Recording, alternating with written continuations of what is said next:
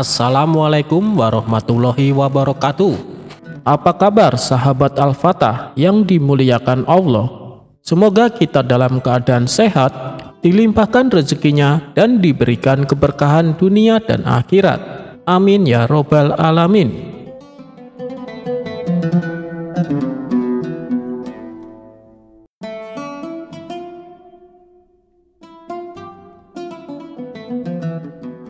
Di sebuah sudut pasar kota, hiduplah seorang pria bernama Hasan. Hasan sebenarnya miskin, seringkali kelaparan. Namun ia memiliki sifat yang aneh. Ia sangat suka berpura-pura menjadi orang kaya. Setiap hari, ia akan mengenakan jubah sutra pinjaman yang sudah lusuh, memakai cincin imitasi yang mencolok, dan berjalan dengan langkah angkuh, seolah-olah seluruh pasar adalah miliknya. Ia selalu berbicara tentang harta benda yang ia miliki dan pertemuan penting dengan para bangsawan. Orang-orang di pasar sebenarnya tahu betul keadaan Hasan, namun mereka terlalu malas untuk menegurnya. Sampai suatu hari, Abu Nawas melihat tingkah laku Hasan. Ia tersenyum geli. Orang ini sungguh unik, pikirnya. Ia berusaha menipu orang lain, padahal yang paling tertipu adalah dirinya sendiri. Gumam Abu Nawas. Abu Nawas memutuskan untuk memberi Hasan sebuah pelajaran, tapi dengan caranya yang khas, tanpa celaan langsung, melainkan dengan sentuhan humor dan kecerdasan. Beberapa hari kemudian, Abu Nawas melihat Hasan sedang duduk di warung kopi, memegang cangkir kosong dan bercerita lantang kepada pedagang sayur di sebelahnya. Semalam aku nyaris tidak bisa tidur. Kuda-kuda balapku terus meringkik di kandang. Sepertinya mereka merindukan padang rumput yang luas di perkebunanku, kata Hasan dengan suara dibuat-buat berat. Pedagang sayur hanya mengangguk, sudah terbiasa dengan khayalan Hasan. Abu Nawas mendekati Hasan dengan wajah serius. Salam sejahtera Tuan Hasan yang mulia, sapanya. Hasan langsung berlagak sok kenal. Oh, Tuan Abu Nawas, sebuah kehormatan Anda menyapa saya. Ada apa gerangan? Tanya Hasan. Begini Tuan Hasan, saya baru saja pulang dari sebuah perjalanan jauh dan saya membawa kabar gembira yang mungkin hanya cocok untuk orang sekaya dan semulia Anda, kata Abu Nawas sambil berbisik seolah-olah ada rahasia besar. Mata Hasan berbinar. Kabar apa itu Tuan Abu Nawas? Tanyanya. Saya menemukan sebuah sumur ajaib, ujar Abu Nawas dengan nada bersemangat. Sumur itu memiliki keajaiban. Jika seseorang yang kaya raya mencelupkan tangannya ke dalamnya, maka tangannya akan berlumuran emas murni. Tapi jika orang miskin yang mencelupkannya, tangannya akan kosong seperti biasa. Hasan terdiam sejenak. Wajahnya menunjukkan perpaduan antara keserakahan dan sedikit kecemasan. Ia melihat jubah sutra lusuhnya, cincin imitasi di jarinya. Sungguh menakjubkan, kata Hasan, berusaha terdengar antusias. Di mana sumur itu Tuan Abu Nawas? Saya harus membuktikannya. Tentu saja Tuan Hasan, jawab Abu Nawas. Mari ikut saya, sumur itu tidak jauh dari sini. Abu Nawas berjalan di depan, diikuti Hasan yang langkahnya kini sedikit ragu. Mereka sampai di sebuah sumur tua yang sudah tidak terpakai, terletak di pinggir jalan yang sepi. Sumur itu tampak kotor dan tidak menarik. Ini dia Tuan Hasan, kata Abu Nawas sambil menunjuk sumur. Silahkan buktikan kekayaan Anda. Hasan berdiri di tepi sumur. Ia ragu-ragu. Jika ia mencelupkan tangannya dan keluar kosong, maka semua kepura-puraannya akan terbongkar di depan Abu Nawas. Tapi jika ia tidak mencelupkan, Abu Nawas mungkin akan menganggapnya takut atau lebih buruk lagi, miskin. Ia menarik napas dalam-dalam. Dengan gemetar, ia perlahan memasukkan tangannya ke dalam sumur yang gelap dan berlumut itu. Ia merogoh-rogoh sebentar, lalu menarik tangannya keluar. Dan tangan Hasan kosong. Tidak ada setitik pun emas, hanya sedikit air kotor dan lumpur. Wajah Hasan pucat pasi. Kepura-puraannya runtuh seketika. Ia menatap tangannya yang kotor, lalu menatap Abu Nawas yang berdiri dengan senyum simpul. "Maafkan saya, Tuan Abu Nawas," ujar Hasan dengan suara lirih. Nada angkuhnya hilang tak berbekas. Saya rasa sumur itu salah." Abu Nawas menggeleng pelat. "Bukan sumurnya yang salah, Tuan Hasan, tapi mungkin ada yang salah dengan kekayaan Anda. Kekayaan sejati tidak terletak pada jubah sutra pinjaman atau cincin palsu, melainkan pada kejujuran hati dan penerimaan diri." Hasan menunduk malu. Ia akhirnya menyadari maksud Abu Nawas. Sejak hari itu, Hasan tidak lagi mengenakan jubah sutra pinjaman atau cincin palsu. Ia mulai bekerja keras, tidak lagi berpura-pura. Mungkin ia masih miskin, tapi ia kini jauh lebih kaya dalam harga diri. Dan Abu Nawas dengan kebijaksanaannya yang jenaka telah berhasil menyadarkan seseorang tanpa harus melontarkan satupun kata teguran.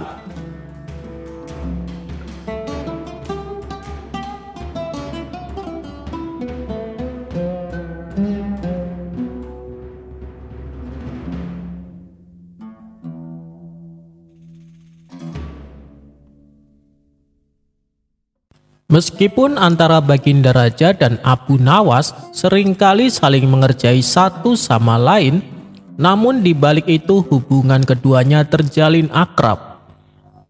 Apapun permintaan Abu Nawas selalu dikabulkan oleh Baginda Raja. Dan terkadang tanpa diminta pun, Baginda Raja sering memberinya hadiah. Namun ada satu yang membuat Abu Nawas penasaran, yaitu sebuah kebun kecil di belakang istana yang terdapat pohon anggur milik Baginda Raja. Karena selama ini Abu Nawas tak pernah diperkenankan masuk ke dalamnya. Suatu hari Abu Nawas bertanya kepada sang raja, "Paduka yang mulia, kenapa sih saya tidak diizinkan masuk ke kebun di belakang istana?" Baginda Raja menjawab, "Dengar ya Abu Nawas, apapun permintaanmu akan aku penuhi, tapi tidak untuk yang satu ini," kata Baginda Raja. "Iya, saya tahu Paduka, tapi apa alasannya?" tanya Abu Nawas kembali. "Karena di dalam kebun itu ada sebuah pohon anggur. Pohon anggur itu bukan pohon anggur sembarangan. Itu adalah pohon anggur spesial yang tidak ada tandingannya. Dan hanya saya yang boleh memakannya," jelas Baginda Raja. Namanya saja Abu Nawas, semakin dilarang, semakin membuatnya penasaran. Hingga pada suatu ketika, diam-diam Abu Nawas memasuki kebun tersebut. Di sana ia melihat satu pohon anggur yang sudah mulai berbuah. Tanpa pikir panjang, ia memetik beberapa buah dan mulai memakannya satu persatu. "Benar juga, ini buah anggur yang sangat istimewa, rasanya sungguh luar biasa," kata Abu Nawas dalam hati. Rupanya, perbuatan Abu Nawas ini dipergoki oleh beberapa pengawal istana. Ia pun ditangkap dan dihadapkan kepada Baginda Raja. "Sudah kubilang, kau jangan masuk ke dalam kebun itu. Kau pasti telah mencuri buah anggur," bentak Baginda Raja. "Tidak Paduka, saya hanya ingin memastikan saja apakah buah anggurnya sudah layak dimakan atau belum," jawab Abu Nawas. Melihat reaksi Abu Nawas yang kelihatan polos dan lugu, membuat Baginda Raja reda amarahnya. Karena walau bagaimanapun, Abu Nawas adalah satu-satunya orang yang bisa menghibur dirinya, dan sudah sepantasnya bila Abu Nawas ikut merasakan lezatnya buah anggur tersebut. "Baiklah Abu Nawas, kali ini kau kuampuni, tapi jangan kau ulangi perbuatanmu. Dan untuk menebus kesalahanmu, ada satu pertanyaan yang harus kau jawab dengan benar. Apabila salah, kau akan mendapat hukuman," tutur Baginda Raja. "Saya siap menjawabnya Paduka yang mulia," saut Abu Nawas. Kemudian Baginda Raja pun memulai pertanyaannya. "Apa yang bisa dilihat orang lain tapi saya tak bisa melihatnya?" Dan apa yang tak bisa dilihat oleh orang lain, tapi saya bisa melihatnya. Tanpa pikir panjang, Abu Nawas langsung menjawabnya. Jawabannya adalah telinga. Orang lain bisa melihat telinga Paduka, tapi Paduka tidak bisa melihatnya. Dan Paduka bisa melihat semua telinga orang lain, sedang orang lain tersebut tak bisa melihatnya. Atas jawaban cerdik Abu Nawas ini, ia pun akhirnya lolos dari hukuman.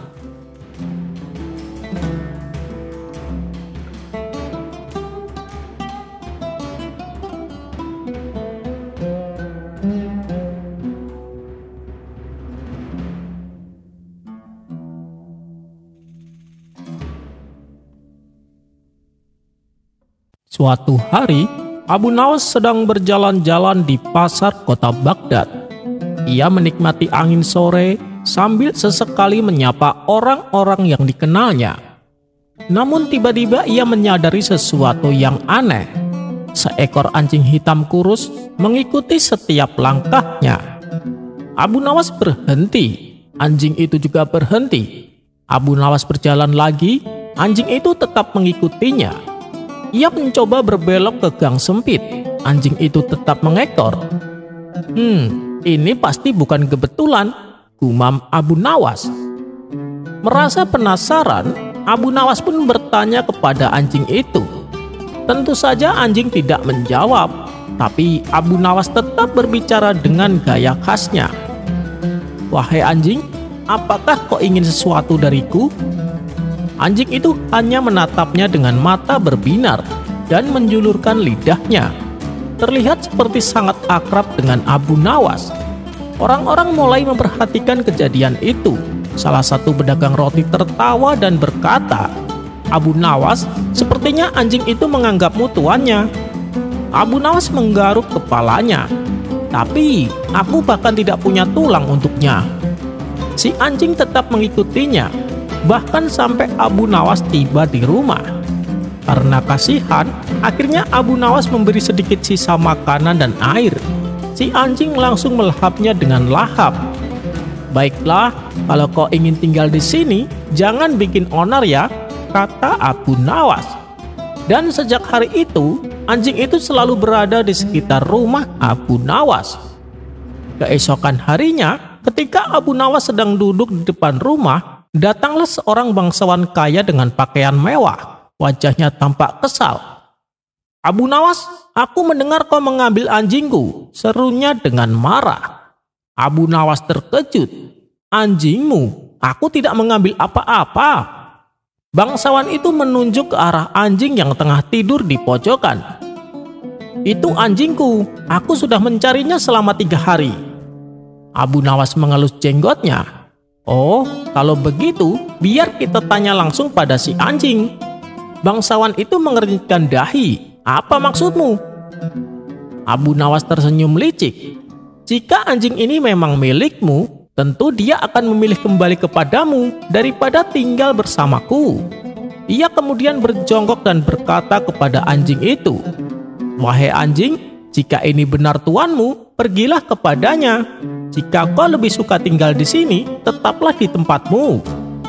Anjing itu hanya menguap dan tetap duduk di tempatnya. Ia bahkan tidak melirik bangsawan kaya itu. Orang-orang yang berkumpul mulai tertawa.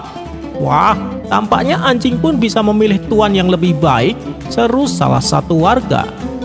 Bangsawan itu malu. Ia mencoba memanggil anjing itu dengan manis, tetapi anjing itu tetap tak bergerak. Akhirnya dengan wajah merah padam, bangsawan itu pergi tanpa berkata apa-apa. Sejak hari itu, Abu Nawas semakin terkenal bukan hanya karena kecerdasannya, tetapi juga karena kasih sayangnya kepada makhluk hidup. Ia pun berkata kepada murid-muridnya, kesetiaan itu bukan soal kekayaan atau kemewahan, tetapi soal hati yang tulus. Dan anjing kecil itu, ia tetap tinggal bersama Abu Nawas, setia menemani hari-harinya yang penuh dengan kejutan.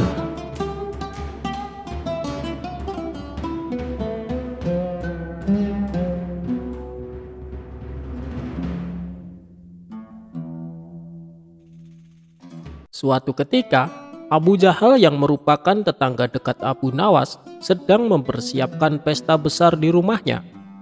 Hampir semua kerabat dan tetangga terdekat diundang, kecuali Abu Nawas.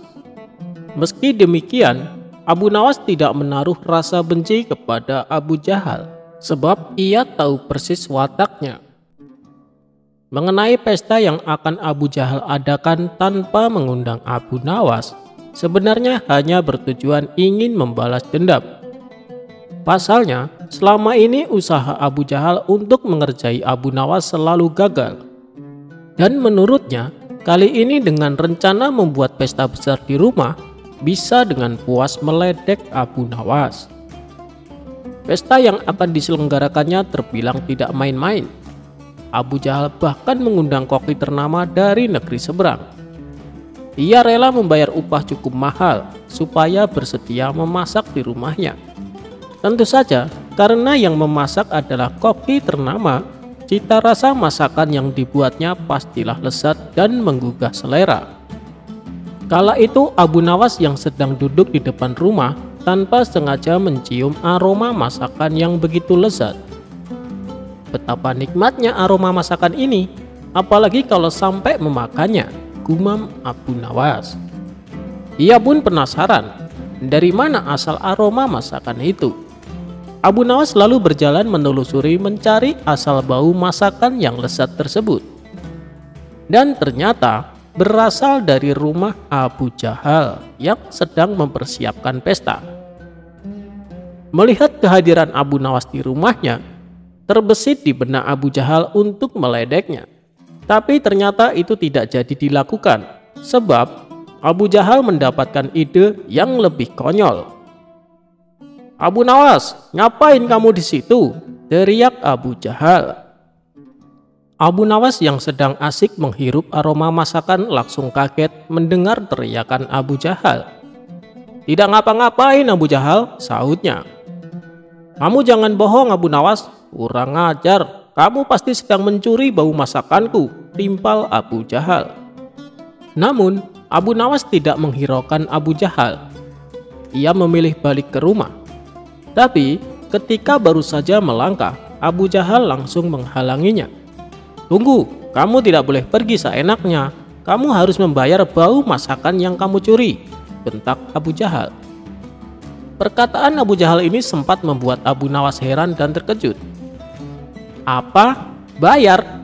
Hanya mencium bau masakan disuruh bayar?" tanya Abu Nawas tidak percaya. "Benar, karena masakanku ini dibuat oleh koki profesional dengan bayaran mahal," jawab Abu Jahal sombong. Dikarenakan tidak ada yang mau mengalah, pertengkaran kedua orang ini mengundang perhatian warga setempat. Para warga pun langsung mengerumuni mereka berdua dengan tujuan melerai. Sudah, begini saja.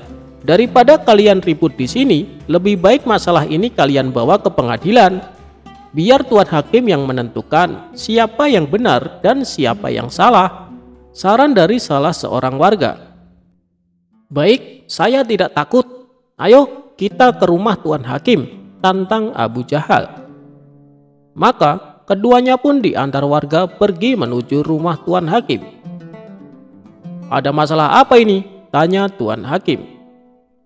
Abu Nawas lalu menceritakan secara detail kronologi masalah yang dialami. "Masa sih hanya mencium bau masakan disuruh bayar Tuan Hakim? Ini kan aneh," kata Abu Nawas heran. Abu Jahal tidak mau kalah berargumen. "Tuan Hakim, bila seseorang mengambil sesuatu milik orang lain, sedangkan orang lain itu tidak ikhlas, bukankah itu namanya mencuri?" tanya Abu Jahal. "Benar, orang tersebut bersalah dan bisa dituntut hukuman," jawab Tuan Hakim. "Nah, begitu juga dengan hamba Tuan Hakim. Di rumah hamba sedang memasak makanan lezat, dan Abu Nawas ini telah menghirup aroma masakan yang berasal dari rumah hamba. Sedangkan hamba tidak ikhlas Tuan Hakim. Bukankah itu termasuk perbuatan mencuri?" tanya Abu Jahal lagi. "Oleh karena itu, hamba menuntut supaya Abu Nawas membayarnya," kata Abu Jahal melanjutkan. Ada benarnya ucapan Abu Jahal, tapi masa iya hanya gara-gara mencium masakan harus disuruh bayar, pikir Tuan Hakim. Sementara Abu Nawas melihat gelagat Tuan Hakim yang tampak kebingungan menangani masalah ini. Abu Nawas tahu Tuan Hakim adalah orang bijak, tapi karena pintarnya Abu Jahal dalam mengolah kata, membuat Tuan Hakim jadi kebingungan. "Begini saja Tuan Hakim, hamba mengaku telah bersalah dan hamba bersedia membayar," ujar Abu Nawas. "Tapi Abu Nawas, apa kamu yakin?" tanya Tuan Hakim merasa tidak tega. "Ya Tuan Hakim, hamba tidak keberatan," jawab Abu Nawas. "Baiklah Abu Jahal, berapa Abu Nawas harus membayarmu?" tanya Tuan Hakim. "100 dinar Tuan Hakim," jawab Abu Jahal. "100 dinar? Yang benar saja kamu?" tanya Tuan Hakim terkejut. "Hamba serius Tuan Hakim, masakan yang baunya dicium Abu Nawas itu hidangan mahal. Belum lagi koki yang masak sengaja didatangkan dari negeri seberang. Bayarannya sangat mahal. Jadi wajar kalau hamba menuntut ganti rugi 100 dinar, balas Abu Jahal. "Bagaimana Abu Nawas? Apakah kamu bersedia?" tanya Tuan Hakim kepada Abu Nawas. Dengan tersenyum Abu Nawas menjawab, "Hamba bersedia Tuan Hakim, tapi hamba minta izin pulang ke rumah untuk mengambil uang 100 dinar, pinta Abu Nawas. Abu Nawas lalu dipersilahkan pulang untuk mengambil uangnya. "Kena kau Abu Nawas, kali ini aku berhasil mengerjaimu dan aku juga mendapatkan uang 100 dinar, kata Abu Jahal dalam hati penuh kegirangan. Tidak berapa lama kemudian, Abu Nawas kembali dengan membawa uang 100 dinar. "Tuan Hakim, kantong yang hamba bawa ini isinya koin emas berisi 100 dinar. Tapi sebelumnya, hamba ingin memperlihatkan kepada Tuan Hakim supaya benar-benar percaya kalau uang di dalam kantong ini berjumlah 100 dinar, tutur Abu Nawas. Abu Nawas lalu memberikan kantongnya kepada Tuan Hakim dan disuruh menghitung jumlahnya. Setelah selesai menghitung, Tuan Hakim pun mengembalikannya kepada Abu Nawas. "Benar Abu Nawas, uangnya berjumlah 100 dinar, ucap Tuan Hakim. Kemudian Abu Nawas menggoyang-goyangkan kantong tersebut hingga terdengar suara gemerincing kepingan uang yang berasal dari kantong miliknya. "Hei Abu Jahal, apakah kau mendengar suara kepingan uang ini?" tanya Abu Nawas. "Ya, aku mendengarnya. Sini, berikan uangnya kepadaku," pinta Abu Jahal tidak sabar. "Bukannya barusan aku sudah memberimu, kenapa malah minta uang ini?" ujar Abu Nawas. "Mana? Sepeser pun aku belum menerimanya," protes Abu Jahal. Agar keributan tidak terjadi lagi, Tuan Hakim lalu menengahi. "Maksudnya bagaimana Abu Nawas? Aku tidak mengerti," tanya Tuan Hakim. "Begini Tuan Hakim, yang hamba curikan bau masakan, bukan masakannya. Jadi hamba membayarnya pakai suara duitnya saja, bukan duitnya," kata Abu Nawas menjelaskan. Mendengar itu, Tuan Hakim pun manggut-manggut membenarkan ucapan Abu Nawas. "Bagaimana Abu Jahal? Apakah kau keberatan?" tanya Tuan Hakim. Abu Jahal hanya terdiam. Ia tidak menyangka Abu Nawas bisa sampai secerdik itu. Dia pun kecewa karena gagal mendapatkan uang 100 dinar. "Baiklah, aku rasa kasus ini sudah selesai dan ditutup," pungkas Tuan Hakim. Lagi-lagi Abu Jahal kalah oleh Abu Nawas.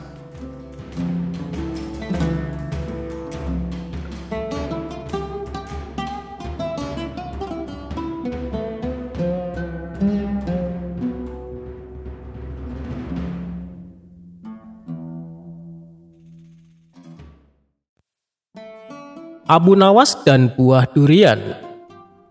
Suatu hari, Abu Nawas sedang berjalan-jalan di pasar, mencari sesuatu yang menarik perhatiannya.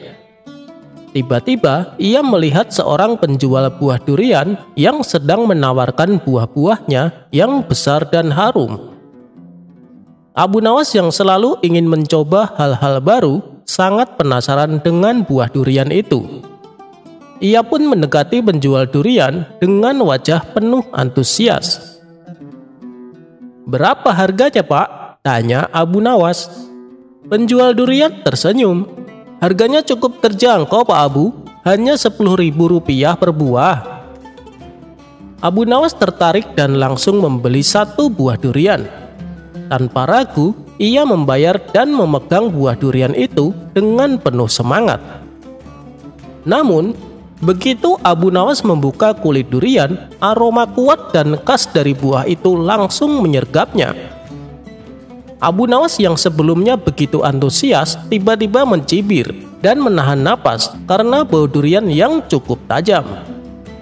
Penjual durian tersenyum lebar melihat reaksi Abu Nawas. "Apa yang terjadi, Pak?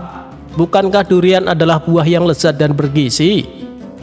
Abu Nawas menjawab sambil tersenyum, "Tentu saja, Pak, tapi saya baru menyadari bahwa kelezatan durian memang harus diperoleh dengan menghadapi aroma yang kuat seperti ini.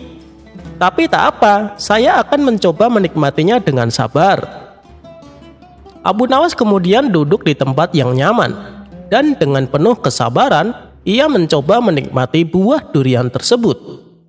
Meskipun awalnya terganggu dengan aroma kuat durian, Abu Nawas akhirnya menemukan kelezatan dalam daging buah yang khas dan lezat itu.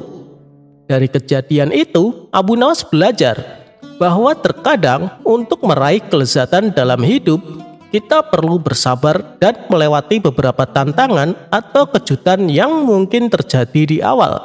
Cerita ini mengajarkan kita untuk tetap optimis dan bersikap sabar menghadapi segala sesuatu, sekaligus memberikan pesan tentang keindahan di balik kesulitan. Keesokan harinya, Abu Nawas merasa ingin memberikan hadiah kepada sang raja. Ia memutuskan untuk memberikan durian. Buah yang baru-baru ini ia temui di pasar dan menimbulkan banyak kesan padanya. Abu Nawas yakin bahwa raja pasti akan menyukai kelezatan buah durian tersebut. Dengan penuh semangat, Abu Nawas pergi ke istana dengan membawa sebutir durian yang telah ia pilih dengan teliti. Sesampainya di istana, ia diizinkan masuk dan dihadapkan pada raja yang sedang duduk di singgasana. "Pergi dari sini, Abu Nawas. Apa yang kamu bawa di tanganmu itu?" kata raja dengan tajam. Abu Nawas dengan ceria menjawab, "Saya membawa hadiah untuk Yang Mulia Raja tercinta. 1 buah durian yang sangat lezat. Saya yakin setelah mencobanya, Yang Mulia akan sangat menyukainya." Raja yang tidak pernah mencicipi buah durian sebelumnya merasa penasaran. Ia memutuskan untuk memberikan kesempatan pada Abu Nawas untuk membuktikan kata-katanya.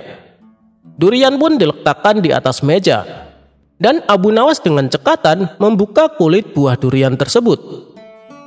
Namun, ketika aroma kuat durian menyebar di ruangan, para pembantu di sekitar raja meringis dan mencoba menutupi hidung mereka. Raja sendiri merasa terkejut oleh bau yang begitu tajam. Abu Nawas dengan santai berkata, "Maafkan saya Yang Mulia jika aroma durian terlalu kuat. Namun, jika Yang Mulia bersedia mencoba, saya yakin akan menemukan kenikmatan di dalamnya." Raja yang tidak ingin mengecewakan Abu Nawas memutuskan untuk mencicipi durian itu. Meskipun terkejut oleh bau awalnya, raja mulai menikmati rasa durian yang khas. Abu Nawas tertawa. "Terima kasih Yang Mulia, saya senang Anda menyukainya. Durian memang buah yang luar biasa, seperti kehidupan yang penuh dengan kejutan. Terkadang kita harus melewati beberapa kesulitan untuk menemukan kelezatan yang sebenarnya." Raja pun tertawa, menghargai hadiah dari Abu Nawas yang membawa keceriaan dan pelajaran berharga.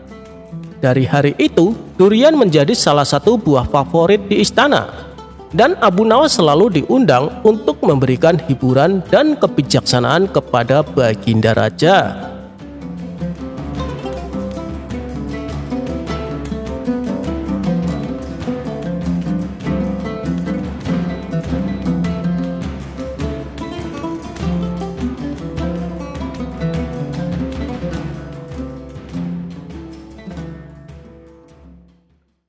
Suatu hari, hiduplah seorang lelaki miskin bernama Karim.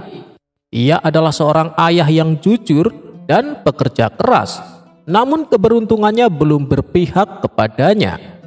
Suatu hari, karena ingin memperbaiki hidup, ia meminjam uang dari seorang rentenir kejam bernama Umar untuk membuka usaha kecil. Namun usaha Karim tidak berjalan lancar. Dagangannya sepi pembeli, dan dalam waktu singkat, ia tak mampu membayar utangnya. Umar si rentenir tidak mau tahu. Dengan mata melotot dan wajah bengis, ia mendatangi rumah Karim sambil membawa 2 orang anak buahnya yang bertubuh besar bagaikan raksasa. Karim, waktumu sudah habis. Bayar utangmu sekarang, atau aku akan mengambil rumahmu, bentak si Umar. Karim gemetar. Tolong beri aku waktu, Tuan Umar, aku akan berusaha lebih keras. Namun Umar hanya tertawa sinis. Tidak ada waktu lagi. Besok jika kau tidak membayar, aku akan mengambil semuanya, bentak si Umar. Karim yang putus asa berlari ke rumah Abu Nawas. Ia menceritakan masalahnya dengan berlinang air mata. Abu Nawas mengelus janggutnya dan tersenyum. Tenang Karim, aku punya rencana. Besok kau ikuti saja apa yang aku katakan. Dan pada keesokan harinya, Umar datang lagi ke rumah Karim. Kali ini dengan lebih banyak orang suruhan. Waktumu habis, mana uangku? Sebelum Karim bisa menjawab, Abu Nawas muncul. Dengan tenang ia berjalan mendekati Umar. Tuan Umar, aku ingin mengusulkan kesepakatan, ucap Abu Nawas. Umar menyipitkan mata. Kesepakatan apa? Tanya si Umar. Abu Nawas tersenyum licik. Jika Karim tidak bisa membayar dengan uang, mungkin ia bisa membayar dengan sesuatu yang lebih berharga, jawab Abu Nawas. Umar pun tertarik. Apa maksudmu? Tanya si Umar. Abu Nawas menatap Karim dan berkata, Karim, kau harus membayar utangmu dengan separuh hartamu yang tersisa. Dan Umar harus menerima pembayaran itu tanpa protes. Mendengar itu Umar tertawa terbahak-bahak. Hahaha, bagus, aku setuju, ucap si Umar kesenangan. Abu Nawas langsung bertepuk tangan dan berseru, baik, karena Karim hanya memiliki satu benda berharga, maka separuhnya dari itu harus diberikan kepada Umar. Umar mengerutkan kening. Apa maksudmu? Benda apa? Tanya Umar tak mengerti. Abu Nawas menunjuk ke kaki Karim dan berkata dengan lantang, yaitu sendalnya Karim. Semua orang terdiam. Umar terbelalak, sementara anak buahnya saling pandang. Apa? Teriak Umar. Abu Nawas tetap tenang. Sandal Karim adalah harta terakhirnya. Dan karena kau setuju menerima separuh hartanya, kau hanya berhak atas satu sendal. Itu adalah pembayaran yang adil, bukan? Ucap Abu Nawas. Orang-orang di sekitar mulai tertawa. Bahkan anak buah Umar menahan tawa mereka. Wajah Umar merah padam. Tidak, itu tidak adil. Aku butuh uang, bantah Umar emosi. Abu Nawas menggeleng. Tuan Umar, kau sendiri yang setuju tadi. Jika kau tidak mau menerima pembayaran ini, maka kau melanggar kesepakatan. Penduduk kota yang mendengar kejadian itu mulai berkumpul dan ikut tertawa. Mereka berteriak, ambil saja sendalnya Umar, jangan serakah. Umar tak bisa berkata-kata. Ia merasa dipermalukan di depan banyak orang. Dengan wajah kesal, ia akhirnya berteriak, lupakan utangnya, aku tidak mau lagi berurusan dengan orang miskin ini. Ia pun pergi dengan wajah merah dan penuh amarah. Sementara orang-orang bersorak untuk Abu Nawas. Setelah rentenir pergi, Karim menangis bahagia dan berterima kasih kepada Abu Nawas. Abu Nawas, kau telah menyelamatkanku. Aku tak tahu bagaimana harus membalasmu. Abu Nawas hanya terkekeh. "Cukup dengan satu sendalmu itu, aku sudah puas, Karim." Karim pun tertawa dan seluruh warga bersorak memuji kebijaksanaan Abu Nawas.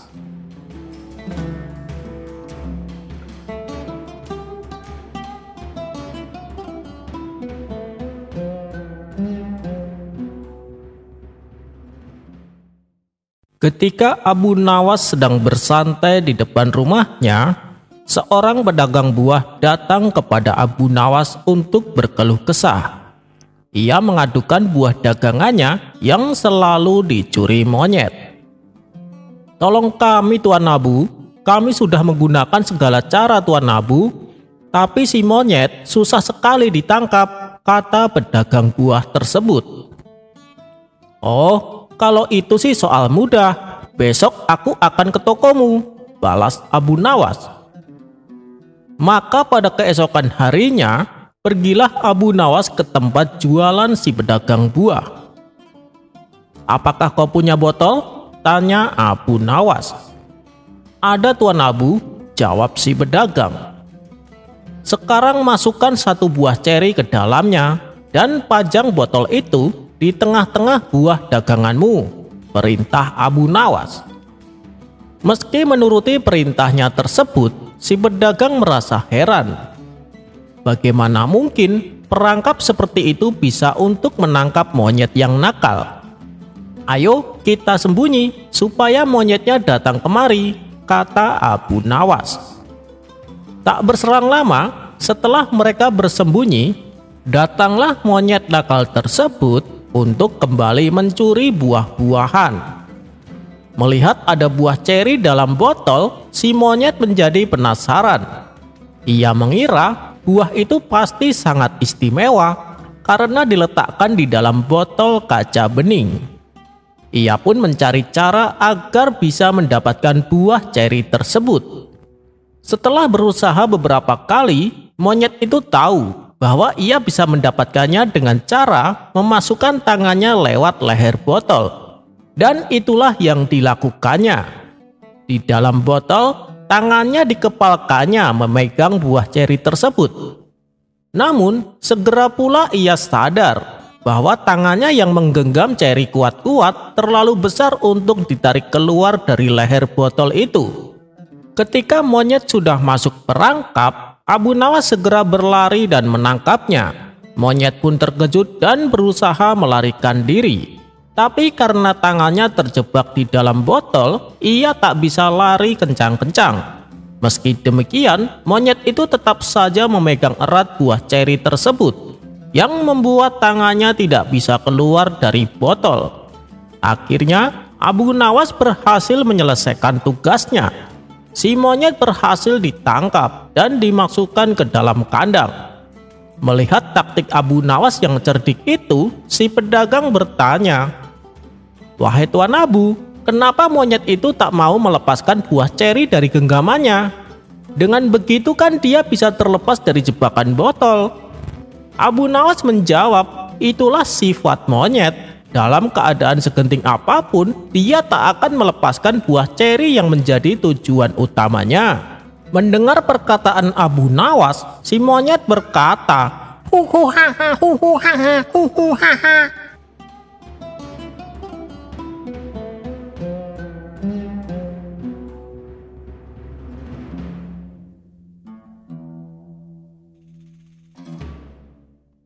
Diceritakan saat itu kebun Abu Nawas menghasilkan panen buah labu yang banyak. Begitu juga dengan kebun milik Abu Jahil. Kemudian Abu Nawas menjual hasil panennya di pinggir jalan yang banyak dilalui orang. Dalam sehari Abu Nawas bisa mendapat keuntungan yang lumayan banyak. Melihat hal itu, Abu Jahil pun menjadi iri. Ia lalu menjual buah labunya bersebelahan dengan tempat Abu Nawas. Akan tetapi, dagangan Abu Jahil sepi pembeli, sedangkan Abu Nawas ramai dengan pembeli. Dalam hati Abu Jahil bertanya, "Kenapa sih dagangan Abu Nawas laku? Padahal buah labunya sama-sama besar, rasanya juga sama-sama enak." Jangan-jangan Abu Nawas pakai dukun, pikir Abu Jahil. Setelah diamat-amati, ternyata penyebabnya adalah harga. Buah labu yang dijual Abu Jahil sangatlah tinggi. Ia menjual dengan harga 5 dinar. Sementara Abu Nawas hanya mematok harga sewajarnya, yaitu 3 dinar. Tak ingin kalah saing dengan Abu Nawas, pada keesokan harinya Abu Jahil menjual buah labu menjadi 1 dinar. Harga yang terbilang sangat murah, bahkan harga tersebut bisa membuatnya menjadi rugi. Tapi hal itu tidak diperdulikan oleh Abu Jahil, karena tujuannya cuma satu, yaitu agar membuat dagangan Abu Nawas tidak laku. Namun namanya saja Abu Nawas, ia mempunyai sejuta akal cerdik untuk menghadapi masalah tersebut. Tanpa menunggu lama, ia segera menghampiri tempat jualan si Abu Jahil. "Wahai Abu Jahil, bagaimana kalau buah labunya aku borong semua?" tanya Abu Nawas. Dengan tertawa penuh kemenangan, Abu Jahil berkata, "Boleh saja, kamu pasti tak mampu bersaing denganku kan?" ledek Abu Jahil. Sambil tersenyum Abu Nawas membalas, "Iya Abu Jahil, kau memang cerdik." Akhirnya Abu Jahil menjual semua buah labunya dengan harga 1 dinar per bijinya. Setelah menerima uang dari Abu Nawas, Abu Jahil kembali berkata, "Kali ini kau harus mengaku kalah Abu Nawas. Untuk hal lain kau boleh menang, tapi kalau soal dagang akulah yang paling cerdik." Mendengar pengakuan sombong Abu Jahil, Abu Nawas menanggapinya dengan senyum. Kemudian Abu Nawas kembali berjualan. Harga labu yang tadinya Abu Nawas dijual 3 dinar, kini dinaikkan menjadi 4 dinar. Karena tak ada lagi penjual buah labu selain Abu Nawas, orang-orang pun bersedia membelinya. Hal ini sontak membuat Abu Jahil terkejut. Ia pun tak bisa berbuat apa-apa, sebab semua buah labunya sudah diborong oleh Abu Nawas. "Sialan, ternyata Abu Nawas telah memperdayai aku lagi," gerutu Abu Jahil. Abu Nawas pun tersenyum bahagia karena dagangannya semakin laris.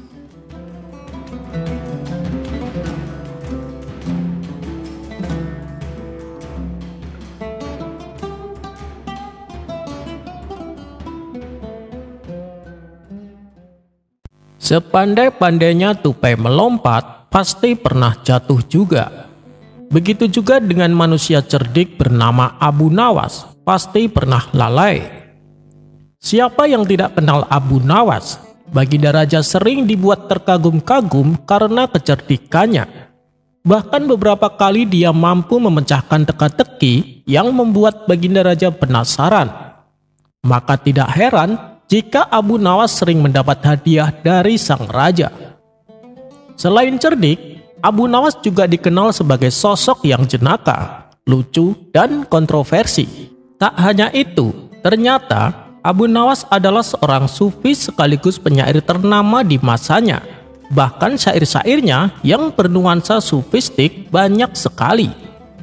Diceritakan, suatu ketika Abu Nawas diberi pekerjaan oleh salah satu saudagar kaya di kampungnya. Saudagar tersebut hendak menggunakan jasa Abu Nawas saat akan membeli sejumlah keledai.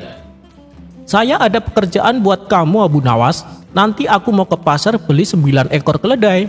Setelah itu kamu yang saya tugaskan untuk menggiring keledai itu sampai rumah," kata saudagar tadi. Abu Nawas mengiyakan tawaran tersebut. "Siap, saya sangat mau tuan," kata Abu Nawas. Akhirnya, saudagar tersebut mengajak Abu Nawas pergi ke pasar untuk membeli 9 ekor keledai.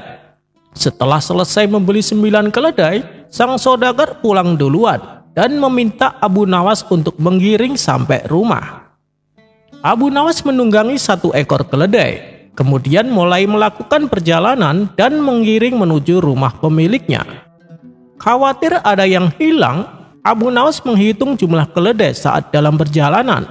Betapa terkejut ketika dia mendapati keledainya hanya 8 ekor.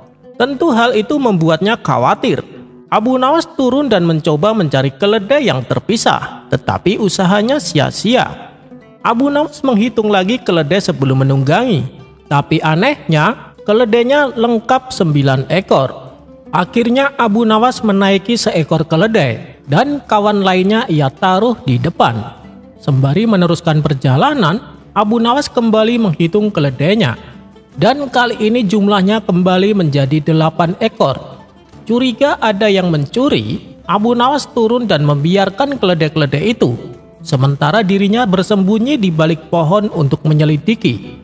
Saat bersembunyi itu, Abu Nawas menghitung keledainya kembali. Dan anehnya, jumlahnya lengkap 9 ekor. Abu Nawas semakin heran. Abu Nawas menunggangi 1 ekor lagi dan meneruskan perjalanan. Tetapi tampak di wajahnya seperti orang kebingungan. Beberapa saat kemudian, Abu Nawas bertemu dengan orang tua. "Kenapa kamu tampak kebingungan?" tanya orang tua tadi. "Bagaimana tidak bingung? Ada 1 keledai tiba-tiba menghilang. Saat kuhitung lagi, tiba-tiba muncul," kata Abu Nawas. Orang tua tadi tertawa terbahak-bahak, lalu meminta Abu Nawas turun untuk menghitungnya. Abu Nawas pun turun. Setelah dihitung, jumlahnya lengkap 9 ekor.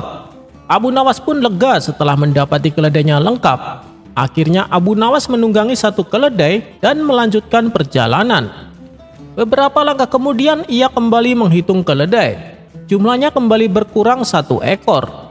Kemudian Abu Nawas berteriak minta tolong. Akhirnya orang tua tadi menghampiri dan berkata, "Bagaimana keledaimu tidak kurang? Kamu hanya menghitung keledai di depanmu, sementara keledai yang kau tunggangi tidak kau hitung," kata kakek tua. Mendengar jawaban itu, Abu Nawas tersenyum dan bergumam. Secerdik-cerdiknya orang, suatu waktu pasti pernah mengalami sial.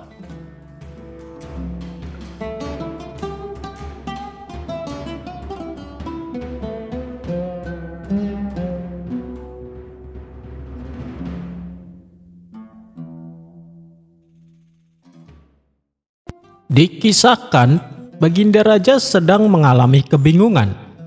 Pasalnya ia belum juga menemukan sosok orang yang tepat untuk menjadi hakim istana.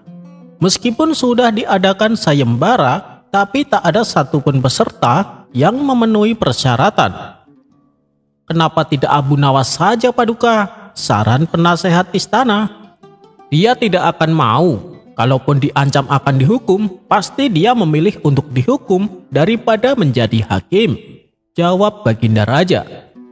"Kalau begitu, tugaskan saja Abu Nawas untuk mencari calon hakim istana," ujar sang penasehat. "Benar juga katamu. Baiklah, cepat panggil Abu Nawas kemari," perintah Baginda Raja.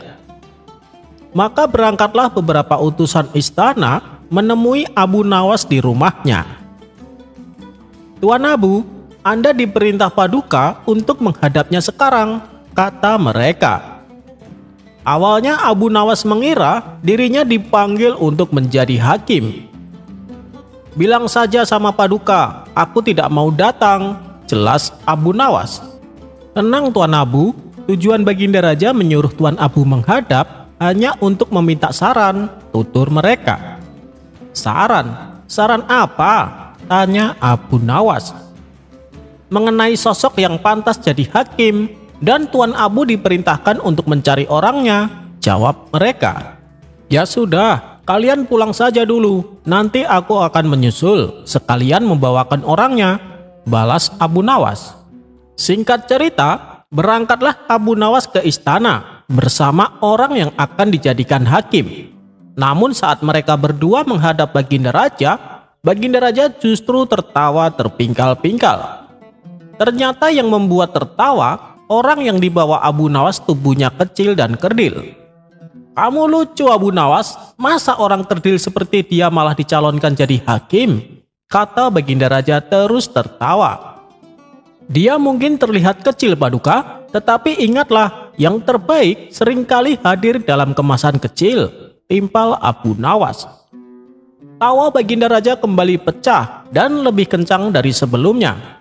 "Baiklah Abu Nawas, saya akan bertanya kepada kawanmu itu. Apakah kamu kurang dihormati karena postur tubuhmu?" sehingga kau ingin menjadi hakim supaya orang-orang mau menghormatimu? Tanya Baginda Raja. Sebenarnya tidak, Paduka. Saya pikir itu justru sangat menguntungkan, karena saya bisa lebih dekat dengan rakyat tanpa harus menundukkan kepala, jawab kawan Abu Nawas tersebut. Untuk ketiga kalinya Baginda Raja dibuatnya tertawa. Karena kau ingin jadi hakim, saya akan mengujimu dengan 2 pertanyaan. Pertanyaan pertama, mana yang lebih kau pilih, berbuat adil atau diberi uang? Tanya Baginda Raja. Saya memilih diberi uang, Paduka, jawab kawan Abu Nawas. Sontak Baginda Raja kaget mendengarnya.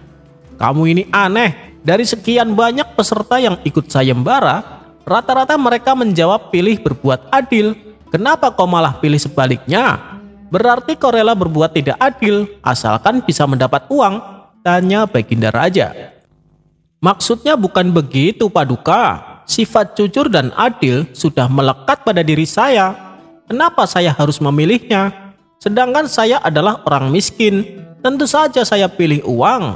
Bukankah seseorang memilih sesuatu yang mereka tidak punya? Jelas kawan Abu Nawas. Mendengar penjelasan tersebut, Baginda Raja manggut-manggut sebagai tanda setuju. Oh, begitu. Baik, sekarang pertanyaan kedua. Bila kamu menghadapi suatu kasus di mana ada seorang maling tapi menuduh korban sebagai malingnya, sedangkan kamu tidak tahu mana malingnya dan mana korbannya, bagaimana caramu untuk mengungkap kebenaran dalam kasus yang rumit ini? Tanya Baginda Raja. Itu sih mudah saja, Paduka. Suruh mereka berdua memasuki rumah kosong. Setelah mereka berdua masuk ke dalamnya, kita teriakin pencuri, pencuri. Nah, salah satu dari mereka pasti akan berlari keluar, dan sudah dipastikan dialah pencurinya yang asli. Karena seorang pencuri pasti punya insting untuk segera berlari keluar manakala mendengar teriakan tersebut, terang kawan Abu Nawas. Baginda Raja pun tersenyum puas dengan jawaban kawan Abu Nawas itu, dan kemudian Baginda Raja mengangkatnya sebagai hakim istana yang baru. Ternyata pilihanmu tidak salah, Abu Nawas, uji Baginda Raja kepada Abu Nawas. Baginda Raja yang awalnya meremehkan postur badannya akhirnya menyadari bahwa kebijaksanaan tidak terbatas pada ukuran tubuh.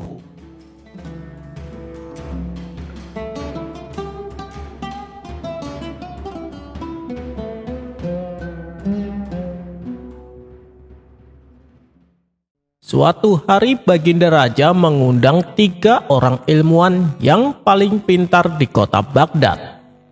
Tak lupa Abu Nawas juga turut serta diundang. Kemudian Baginda Raja bertanya kepada 3 ilmuwan tersebut, "Penemuan apa yang sudah kalian ciptakan?" Ilmuwan pertama mengatakan bahwa ia sedang melakukan penelitian membuat benda yang ajaib. "Apa nama bendanya?" tanya Baginda Raja. "Saya belum memberinya nama, Paduka, tapi dengan penemuan saya nanti, orang-orang bisa berkomunikasi meskipun jaraknya berjauhan," kata ilmuwan pertama memberitahu. "Wah, hebat sekali. Kira-kira kapan benda itu bisa terwujud?" tanya Baginda Raja. "Saya akan usahakan secepatnya, Paduka," jawab ilmuwan pertama.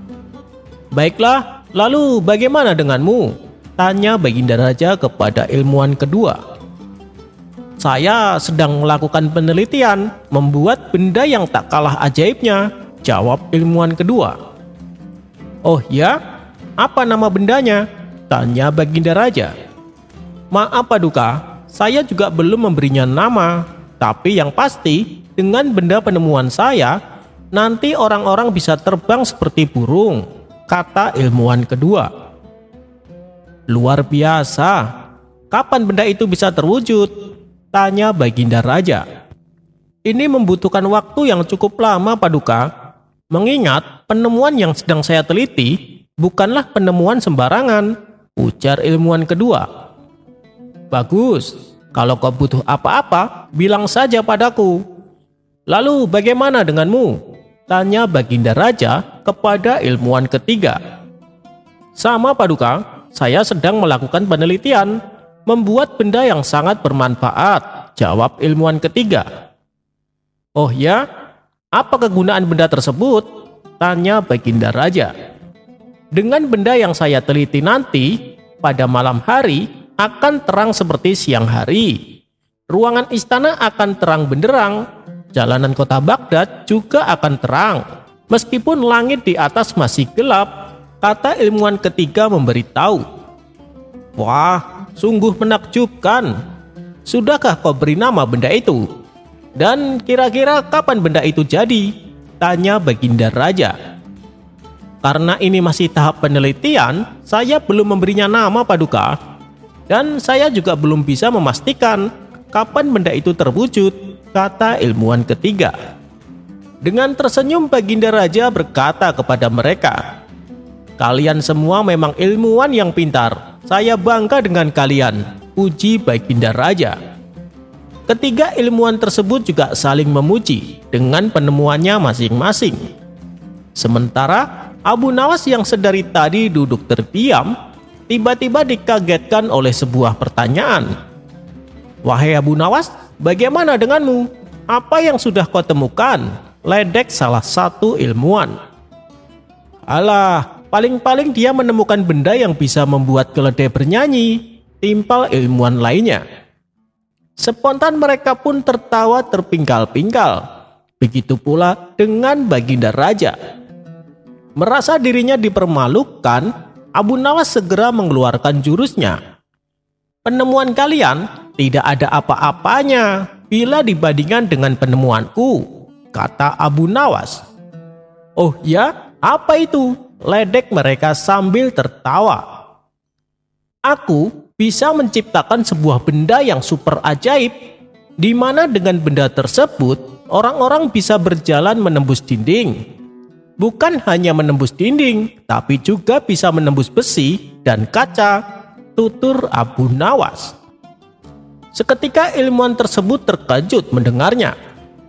Mana mungkin, itu sangat mustahil dan kami juga tak pernah melihat kau melakukan sebuah penelitian, kata mereka. Penemuan saya ini tidak perlu penelitian, bahkan saya bisa membuatnya sekarang. Tidak seperti kalian, disuruh membuktikannya tapi tidak bisa. Alasannya masih dalam penelitian, ujar Abu Nawas.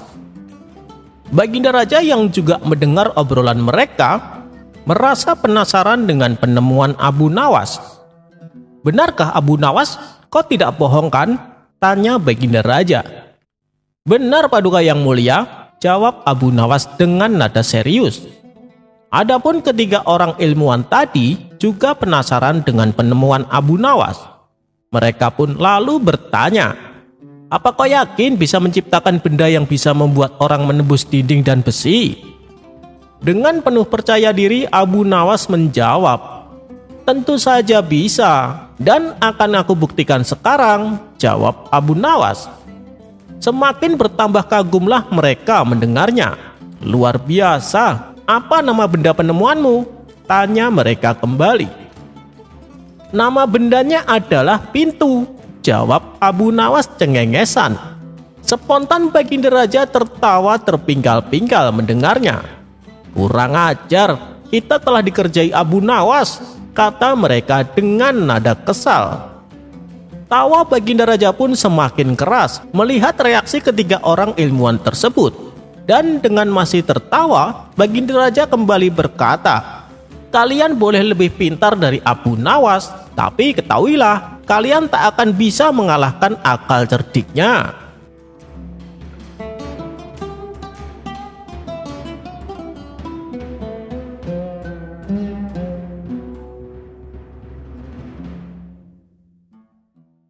Pada suatu hari, Baginda Raja mengundang beberapa tokoh sufi untuk berkumpul di istananya.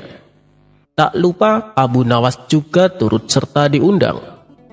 Hal ini membuat Abu Nawas merasa heran. Sebab biasanya yang diundang untuk berkumpul adalah para pejabat istana. Apalagi saat itu Baginda Raja sedang kedatangan rombongan tamu dari negeri seberang. Karena penasaran, Abu Nawas pun memberanikan bertanya kepada Baginda Raja. "Ampun Paduka yang mulia, tidak biasa-biasanya Paduka mengundang kami para tokoh sufi. Emangnya ada masalah apa?" tanya Abu Nawas. "Begini Abu Nawas, saya ada satu pertanyaan. Bila saya tanyakan ke pejabat istana, pasti jawabannya sama saja. Maka dari itu saya ingin dengar pendapat kalian. Itulah kenapa saya mengumpulkan kalian di sini," jawab Baginda Raja. Mendengar hal itu, Abu Nawas pun mulai mengerti alasannya. Sebab Baginda Raja memang seringkali lebih tertarik dengan jawaban yang unik. Siapa lagi kalau bukan dari para tokoh sufi. Kemudian Baginda Raja pun mulai pertanyaannya kepada tokoh sufi yang pertama.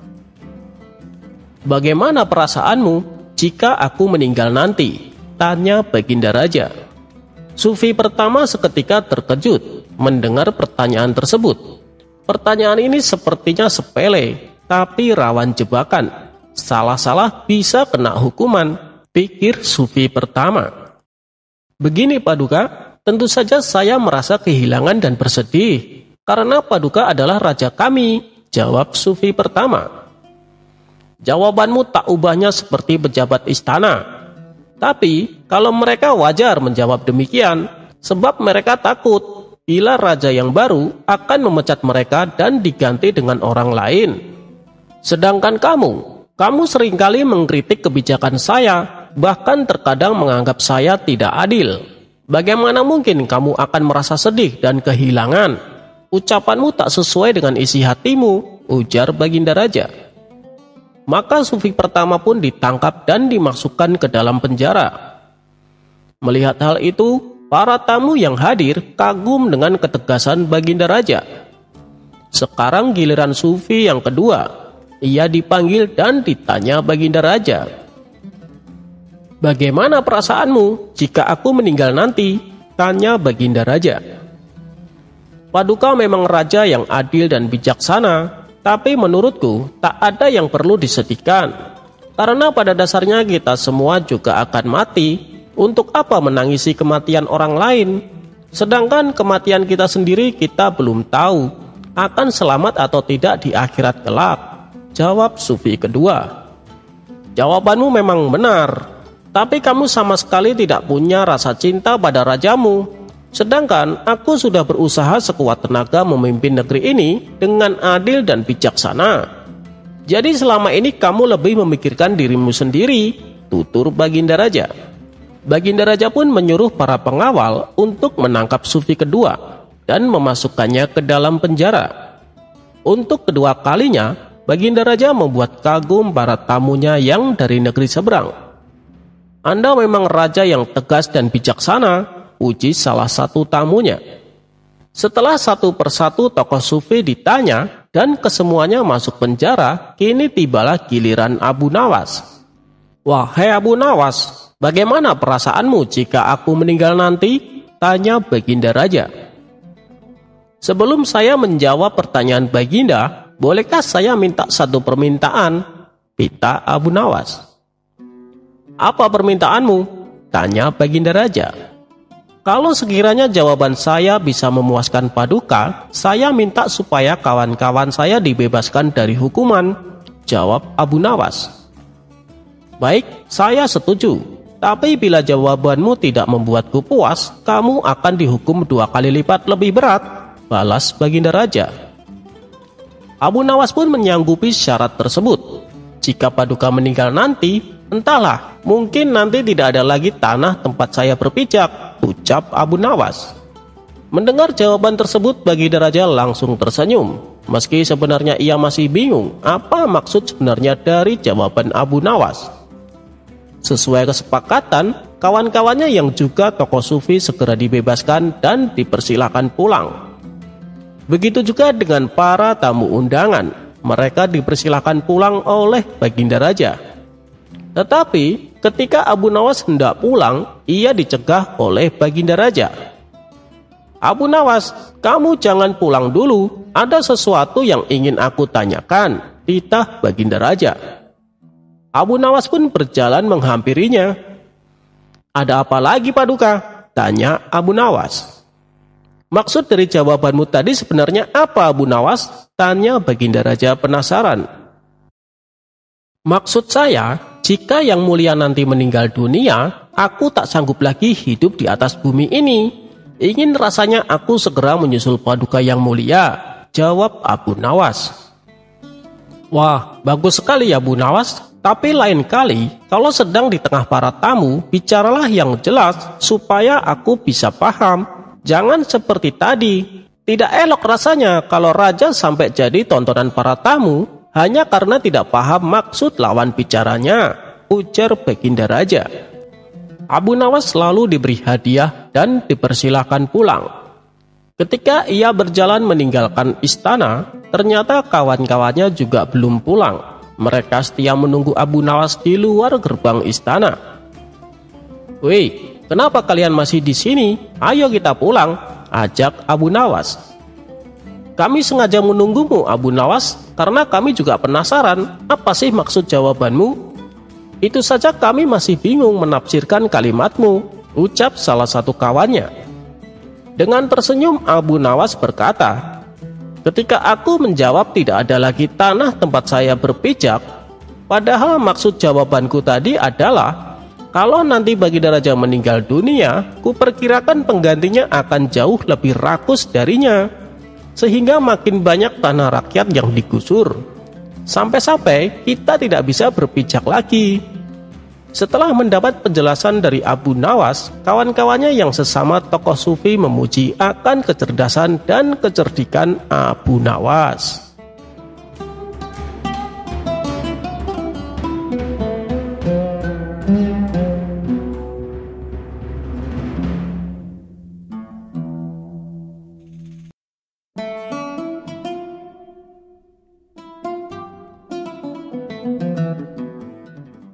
Diceritakan, di sebelah rumah Abu Nawas ada seorang tetangga yang selalu tampak bernasib sial.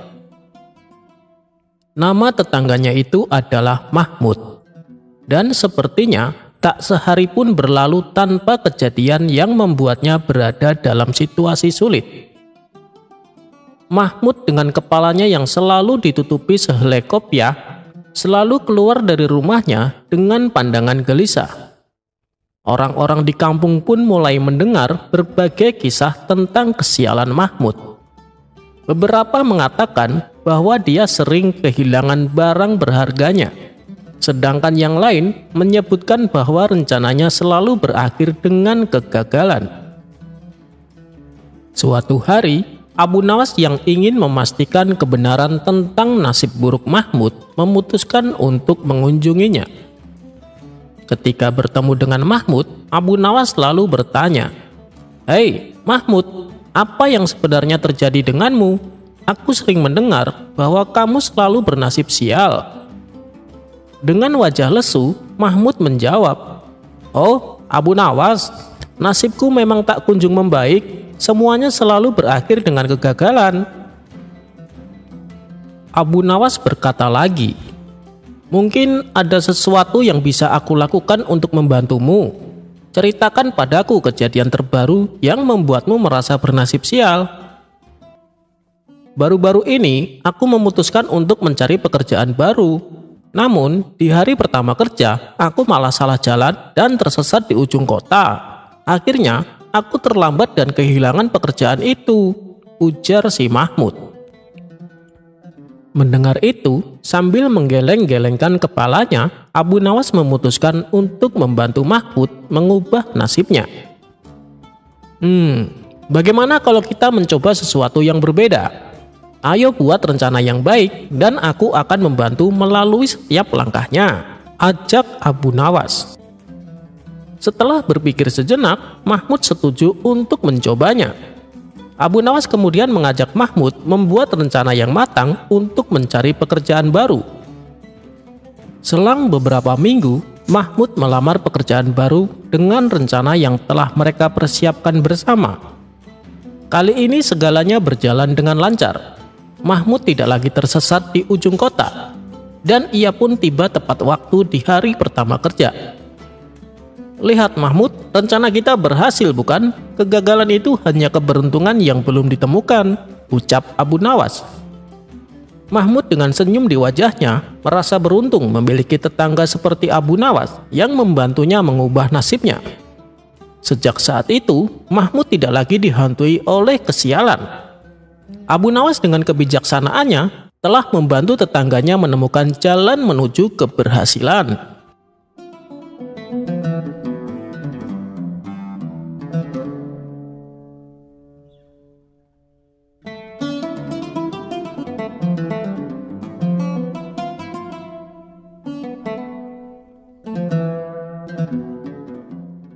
Dikisahkan, di suatu daerah di kota Baghdad terdapat sumur angker yang dihuni oleh jin yang jahat. Setiap malam terdengar suara menakutkan dan suara-suara aneh yang berasal dari sumur tersebut. Meskipun demikian, kedalaman sumur tersebut hanya sekitar 1 meter dan tidak ada airnya sama sekali. Namun, karena saking angkernya, sehingga banyak warga sekitar tak berani mendekatinya. Suatu kali, datang seorang tamu ke rumah Abu Nawas. Dia bernama Abu Jahil. Kemudian ia mengadukan masalahnya tentang sifat sang istri yang sangat cerewet. "Gimana caranya Abu Nawas supaya istri saya tidak ngomel-ngomel terus?" tanya Abu Jahil kepada Abu Nawas. "Soal itu aku tidak tahu, istriku juga sangat cerewetnya." "Kalau soal itu aku tidak tahu, istriku juga sama cerewetnya," jawab Abu Nawas. "Waduh, masa kamu tidak tahu? Kamu kan terkenal cerdik Abu Nawas," ujar Abu Jahil. "Baiklah, kalau kamu mau, bawa saja istrimu ke sumur tua yang angker itu, lalu kamu jatuhkan dia ke dalamnya," saran Abu Nawas. "Maksudmu, sumur tua yang dihuni jin jahat itu?" "Waduh, bisa-bisa istriku malah mati tenggelam. Aku tidak mau Abu Nawas," tolak Abu Jahil. "Tenang, istrimu tidak akan tenggelam. Itu kan sumur kering, tidak ada airnya, dan dalamnya juga cuma 1 meter, jelas Abu Nawas. "Tapi apa mungkin bisa berhasil?" tanya Abu Jahil ragu-ragu. "Saya sendiri juga belum tahu Abu Jahil. Tapi setidaknya istrimu akan bertemu jin jahat itu, dan pasti dia akan ketakutan. Mungkin saja karena rasa takutnya itu, sifat cerewet istrimu akan hilang," balas Abu Nawas. "Baiklah kalau begitu, besok saya akan ajak istriku ke sana," timpal Abu Jahil. Singkat cerita, pergilah Abu Jahil dan istrinya menuju sumur angker yang dimaksud. Sesampainya di sana, Abu Jahil segera mendekati bibir sumur tersebut. "Wahai istriku, lihatlah, di dalam sumur ada perhiasan emas," teriak Abu Jahil pura-pura kaget. Mendengar hal itu, sang istri tak sabar ingin ikut melihatnya. Setelah sang istri berdiri tepat di depan sumur, Abu Jahil langsung mendorongnya. Sang istri pun terjatuh ke dalam sumur itu. Bukannya berteriak ketakutan, sang istri malah ngomel terus-terusan tanpa berhenti. "Mana emasnya? Saya tidak melihatnya sama sekali," omel sang istri. Dan ketika jin penghuni sumur mencoba menakuti istri Abu Jahil, ia malah kena semprot omelannya. "Kamu pasti yang menyembunyikan emasnya kan? Cepat berikan padaku. Ayo cepat berikan," hardik istri Abu Jahil. Karena tak kunjung mendapatkan emas, sang istri terus saja mengomel. Tidak lama kemudian, muncul sosok bayangan hitam keluar dari sumur itu. Rupanya, sosok itu adalah jin penghuni sumur tersebut. Jin itu lalu mendekati Abu Jahil dan berkata, "Oi, cepat angkat istrimu dari tempatku. Aku tidak tahan mendengar omelannya," ancam jin tersebut. Dengan penuh ketakutan, Abu Jahil langsung mengangkat istrinya dari sumur angker itu. Pada esok harinya, Abu Jahil kembali menemui Abu Nawas dan menceritakan peristiwa yang dialaminya. Spontan Abu Nawas tertawa terpingkal-pingkal. "Ternyata istrimu lebih cerewet daripada istriku. Jin saja sampai tidak tahan mendengar omelannya," seloroh Abu Nawas sambil tertawa terpingkal-pingkal.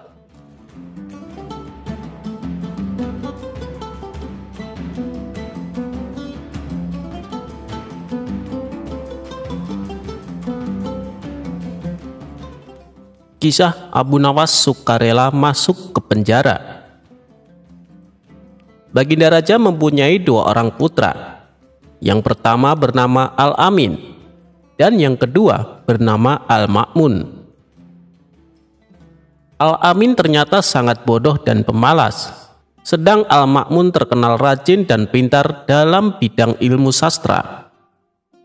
Baginda Raja sangat menyukai Al-Ma'mun karena kecerdasannya tersebut. Ini tentu membuat sang permaisuri tidak suka, lantaran sang raja dianggap pilih kasih, padahal keduanya sama-sama putranya. "Suamiku, kenapa kau tidak begitu menyayangi Al-Amin?" tanya sang permaisuri suatu ketika. "Suamiku, sebenarnya kalau mau, Al-Amin akan lebih menguasai ilmu sastra daripada saudaranya. Sebenarnya ia lebih cerdas, ia hanya malas saja," tutur permaisuri membela Al-Amin. "Apa buktinya?" tanya sang raja. "Baik, tidak lama lagi Baginda akan melihat buktinya," ucap permaisuri yakin. Pada suatu siang, sang permaisuri memanggil putranya Al-Amin. "Aku baru saja berdebat dengan ayahmu mengenai dirimu," kata sang permaisuri kepada putranya tersebut. "Aku tidak rela kamu dipandang sebelah mata dan dibanding-bandingkan dengan kakakmu. Karena itu, kamu harus bisa menandinginya. Mulai sekarang, kamu harus tekun mempelajari ilmu sastra supaya menjadi seorang penyair yang hebat." Sorenya Al-Amin pergi meninggalkan istana menuju ke sebuah tempat yang sunyi. Di tempat itulah ia mencoba mengasah pikiran yang bebal. Ia berusaha menulis bait-bait syair tanpa seorang guru atau tanpa bimbingan siapapun. Beberapa minggu kemudian, setelah merasa mampu menguasai ilmu sastra dan menulis bait-bait syair, Al-Amin pulang ke istana. "Jadi kamu sekarang sudah bisa menulis syair, putraku?" tanya sang permaisuri ketika menyambut kedatangan putranya tersebut dengan gembira. "Sudah," jawab Al-Amin. "Kalau begitu, biar besok aku panggil Abu Nawas untuk menguji karya syairmu." Esoknya pagi-pagi sekali Abu Nawas sudah muncul di istana memenuhi panggilan sang permaisuri. "Abu Nawas, coba kamu dengarkan karya syair putraku ini," kata sang permaisuri dengan bangga. "Baik, silahkan," kata Abu Nawas. Al-Amin lalu membacakan beberapa bait syair sebagai berikut. "Kami adalah keturunan Bani Abbas, kami duduk di atas kursi." Abu Nawas hampir tidak sanggup menahan tawanya mendengar syair tersebut. "Bagaimana?" tanya Al-Amin kepada Abu Nawas. "Ya begitulah, kalian memang dari keturunan yang mulia," jawab Abu Nawas ngeledek. "Tapi coba teruskan." "Kami berperang dengan pedang dan tombak pendek." "Syair macam apa itu?" celetuk Abu Nawas yang sudah tidak mau berbasa-basi lagi. Al-Amin marah sekali mendengar cemooh Abu Nawas tersebut. Ia lalu menyuruh seorang pasukan istana untuk menangkap dan memasukkan Abu Nawas ke dalam penjara. Selama beberapa hari Abu Nawas tidak pernah muncul di istana, sehingga raja merasa rindu. Belakangan sang raja mendengar kabar bahwa Abu Nawas dimasukkan penjara oleh Al-Amin. Ia kemudian mengajak putranya itu ke penjara untuk menjenguk Abu Nawas. "Kenapa kamu memenjarakannya?" tanya sang raja. Al-Amin kemudian menceritakan semuanya. "Yang sangat menyakitkan, ia telah berani mencemooh syair karyaku, ayahanda," kata Al-Amin. "Tentu saja, karena memang karya syairmu jelek," balas raja. "Dia itu kan memang seorang penyair hebat, jadi bisa menilai mana karya syair yang bagus dan yang tidak bagus. Lagi pula, apa yang ia katakan itu jangan kamu anggap sebagai ejekan, melainkan sebuah kritikan yang harus kamu terima dengan lapang dada," lanjut sang raja menasehati. Baik, kalau begitu beri lagi aku kesempatan untuk memperbaiki karya syairku, kata Al-Amin sambil beranjak pergi. Untuk kedua kalinya, Al-Amin pergi ke tempat yang sepi, guna mengasah pikiran dan mendalami ilmu sastra agar bisa menulis syair yang benar-benar bagus, tidak seperti sebelumnya. Dan beberapa pekan kemudian, ia sudah pulang ke istana.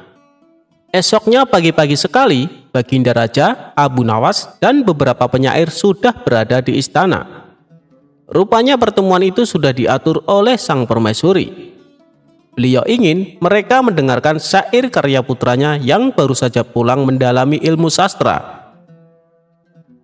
"Dengarkan karya syair putraku Al-Amin," kata sang permaisuri. "Baik, silahkan," sahut Abu Nawas. Al-Amin pun mulai membaca syair karyanya. "Hei binatang yang duduk bersimpuh, rasanya tidak ada yang setolol kamu. Kamu seperti hidangan kinapa yang diolesi dengan minyak biji hardal dan minyak sapi yang kental, seperti warna seekor kuda belang." Begitu selesai mendengar syair tersebut, Abu Nawas langsung bangkit dan hendak berlalu dari tempatnya. "Woi, mau kemana kamu Abu Nawas?" tanya sang raja. "Saya lebih suka balik ke penjara saja daripada mendengar syair macam ini. Toh sebentar lagi putramu ini pasti menyuruh penjaga membawaku ke sana," jawab Abu Nawas. Raja tertawa terpingkal-pingkal mendengar jawaban dari Abu Nawas itu. Sementara sang permaisuri hanya bisa duduk bengong. Kini ia sadar dan yakin bahwa putranya Al-Amin memang tak pandai membuat syair.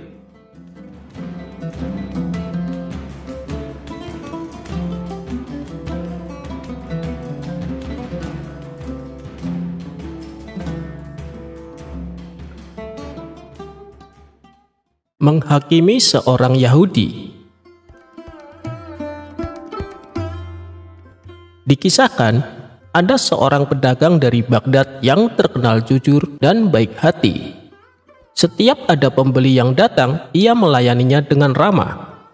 Adapun barang dagangannya yang dia jual terbilang murah, karena dia hanya mengambil sedikit keuntungan. Hal inilah yang membuat dirinya semakin disukai dan dicintai orang-orang. Di depan toko tempat dia jualan, ada toko milik seorang Yahudi yang jualan dagangannya sama seperti dirinya. Di samping berjualan, si Yahudi ini juga berprofesi sebagai rentenir. Dia orangnya kejam dan tidak kenal ampun, sehingga banyak orang-orang yang sangat membencinya karena ia menjual barangnya dengan harga yang sangat tinggi dan selalu memaksa kepada para pembeli. Hal itu membuat tokonya sepi dan tidak laku. Tapi karena dia seorang rentenir, tokonya sering didatangi orang-orang untuk berhutang. Si Yahudi bersedia memberikan pinjaman dengan syarat bunga yang tinggi. Dan apabila tak mampu membayar tepat waktu, maka rumah si peminjam akan disita menjadi miliknya. Sifat kejamnya membuat ia semakin kaya raya, karena banyak orang yang tak mampu mengembalikan dan merelakan tempat tinggalnya disita oleh si Yahudi. Suatu hari, pedagang yang baik hati ini membutuhkan modal untuk memperbesar usahanya. Ia pun mendatangi si Yahudi untuk meminjam uang. Si Yahudi yang sudah lama memendam rasa benci menggunakan kesempatan ini untuk berbuat jahat. Ia tak meminta rumah sebagai jaminan, tapi meminta sesuatu yang di luar nalar. "Aku bersedia meminjamkan uang kepadamu, tapi dengan syarat. Kau harus mengembalikannya 2 kali lipat. Dan apabila kau tidak bisa mengembalikan tepat waktu, maka sebagai gantinya aku berhak memotong daging bagian mana saja dari tubuhmu yang aku inginkan, seberat 1 kilo, kata si Yahudi. Mendengar syarat yang diterapkan itu, si pedagang terkejut dan heran. "Kenapa harus daging tubuhku? Bukankah biasanya kamu meminta rumah yang jadi jaminannya?" tanya si pedagang. "Kalau kau tidak mau ya sudah, aku juga tidak memaksamu," balas Yahudi dengan ketus. Karena sedang sangat membutuhkan uang, si pedagang terpaksa menerima syarat tersebut. Lalu dibuatlah surat perjanjian antara keduanya. Surat perjanjian itu lalu dipegang oleh si Yahudi. Seiring berjalannya waktu, beberapa bulan kemudian, nasib naas dialami si pedagang. Ia mengalami kebangkrutan. Barang dagangannya banyak yang tidak laku. Dan hari yang ditentukan pun tiba. Si pedagang tak mampu mengembalikan uang pinjamannya. Sesuai dengan surat perjanjian, kau harus memberikanku 1 kilo daging dari bagian mana saja dari tubuhmu, kata si Yahudi. Bagaimana kalau masalah ini kita selesaikan ke pengadilan? Karena permintaanmu ini tak wajar, usul si pedagang. Si Yahudi pun menyetujuinya. Maka berangkatlah mereka berdua menghadap Tuan Hakim. Di depan Tuan Hakim, Yahudi menyerahkan selembar surat perjanjian yang telah disepakati mereka berdua. Tuan Hakim, saya meminta hak saya sesuai perjanjian, tapi sepertinya dia enggan memenuhinya, kata si Yahudi mengadu. Lantas, daging bagian mana yang kau inginkan? Tanya Tuan Hakim. Aku menginginkan daging bagian lehernya, jawab si Yahudi. Tentu saja jawaban si Yahudi membuatnya terkejut. Itu sama saja si Yahudi menginginkan kematian si pedagang. Kalau Tuan Hakim menolak, ia akan dianggap tidak adil karena ada bukti surat perjanjian yang telah disepakati keduanya. Sedangkan kalau Tuan Hakim mengabulkan, nyawa si pedagang akan melayang. Lantaran bingung memecahkan perkara tersebut, Tuan Hakim sengaja menunda-nunda keputusannya sampai berhari-hari. Berharap si Yahudi akan mengurungkan niat buruknya. Akan tetapi, si Yahudi tidak terima. Setiap hari ia selalu mengingatkan Tuan Hakim untuk secepatnya memutuskan dan memberikan haknya. Kasus ini pun menjadi bahan perbincangan di seluruh Baghdad. Ketika Abu Nawas mendengar hal ini, ia segera mendatangi pengadilan menemui Tuan Hakim. Maaf Tuan Hakim, perlihatkanlah surat perjanjian itu kepadaku, pinta Abu Nawas. Tuan Hakim pun memberikan surat perjanjian tersebut. Setelah Abu Nawas menerimanya, ia mulai mempelajari isi dari surat itu. Sejenak Abu Nawas terdiam. Ia mencari solusi yang tepat untuk memecahkan masalah ini. Tidak berapa lama kemudian, Abu Nawas pun mendapatkan jawabannya. Tuan Hakim, aku akan membantumu menyelesaikan kasus ini. Sekarang panggillah si pedagang dan si Yahudi itu, kata Abu Nawas. Singkat cerita, datanglah si pedagang yang baik hati dan orang Yahudi ke pengadilan. Abu Nawas lalu bertanya kepada si pedagang, apakah sewaktu menulis surat perjanjian kau setuju dan mengizinkan kalau si Yahudi memotong 1 kilo daging dari bagian mana saja tubuhmu yang diinginkannya? Si pedagang pun menjawab, iya Tuan Abu. Lalu, apa yang kau harapkan dengan kasus ini? Tanya Abu Nawas kembali. Aku hanya ingin keputusan yang terbaik, itu saja Tuan Abu, jawab si pedagang pasrah. Setelah bertanya kepada si pedagang, Abu Nawas lalu berkata kepada Tuan Hakim, wahai Tuan Hakim, izinkanlah aku menjadi hakim untuk memutuskan kasus yang satu ini, pinta Abu Nawas. Silahkan Abu Nawas, sekarang kau yang menjadi hakimnya, jawab Tuan Hakim. Menurut saya, tidak ada keraguan di dalam surat perjanjian ini. Si Yahudi berhak menuntut haknya. Mau tidak mau, si pedagang harus merelakan 1 kilo daging dari bagian tubuhnya. Dan itu harus dilakukan saat ini juga, kata Abu Nawas. Tuan Hakim kaget mendengarnya. Ia tak menyangka kalau Abu Nawas justru membela si Yahudi. Begitu juga dengan si pedagang, ia mengira akan dibela Abu Nawas, namun justru sebaliknya. Sedangkan si Yahudi merasa senang karena dendamnya kepada si pedagang akan terbalaskan. Lalu, bagian tubuh mana daging yang kau inginkan? Tanya Abu Nawas kepada si Yahudi. Saya menginginkan bagian lehernya, jawab si Yahudi dengan entengnya. Baik, keinginanmu dikabulkan. "Wahai Tuan Hakim, ambilkanlah pisau untuknya," perintah Abu Nawas. Dengan berat hati Tuan Hakim memberikan pisau kepada si Yahudi. Betapa senangnya si Yahudi, karena tidak lama lagi si pedagang akan mati di tangannya. Kemudian Abu Nawas kembali berkata kepada si Yahudi, "Kamu boleh memotongnya sekarang, tapi ingat kau harus memotongnya sesuai surat perjanjian, yaitu tepat 1 kilo daging. Tidak boleh lebih, tidak boleh kurang. Dan jika ternyata daging yang kamu potong beratnya tidak sesuai surat perjanjian, maka sebagai hukumannya kamu harus dibunuh dan semua harta kekayaanmu akan disita oleh negara." Spontan si Yahudi kaget mendengar itu. Sesuatu hal yang tidak mungkin bisa dilakukan, sebab dia diperbolehkan memotong hanya 1 kali. Mana mungkin ia bisa memotong daging tepat 1 kilo? Si Yahudi pun terdiam untuk beberapa lama. "Kenapa kau diam saja? Bukankah keinginanmu sudah dikabulkan?" tanya Abu Nawas. "Saya tidak bisa melakukannya, Tuan Abu. Lebih baik saya mencabut tuntutan saya," kata si Yahudi ketakutan. "Baiklah, kalau begitu kasus ini saya nyatakan ditutup," tegas Abu Nawas. Si Yahudi pun pulang dengan perasaan kecewa. Sementara Tuan Hakim memuji kecerdasan Abu Nawas. Ia memutuskan permasalahan tanpa harus menghilangkan hak si Yahudi, namun juga tidak merugikan si pedagang. "Terima kasih Tuan Abu, Anda telah menyelamatkan saya. Awalnya saya mengira Tuan Abu berpihak kepada si Yahudi. Ternyata saya salah menilai. Maafkan saya Tuan Abu," kata si pedagang dengan penuh bahagia. Akhirnya si pedagang pun lolos dari kematiannya.